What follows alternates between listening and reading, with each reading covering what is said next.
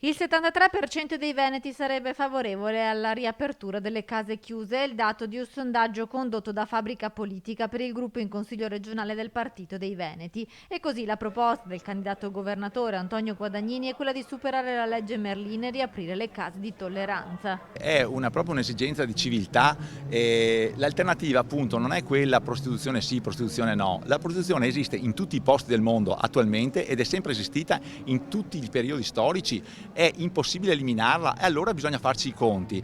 L'alternativa è le lasciamo in strada che vengono sfruttate, drogate per lavorare di più, che hanno i protettori che le riducono in condizioni incivili, oppure cerchiamo di gestire la faccenda dentro a delle strutture che diano garanzie dal punto di vista sociale, personale e sanitario. Io vedo questa alternativa. A fianco di Guadagnini, candidato presidente del Partito dei Veneti, c'è il conduttore della trasmissione radiofonica La Zanzara, Giuseppe Cruciani, che sostiene la proposta di riaprire le case chiuse. Stiamo facendo questa battaglia insieme, il sondaggio non mi sorprende, perché se lo facessimo in tutta Italia il risultato sarebbe uguale, lo stesso.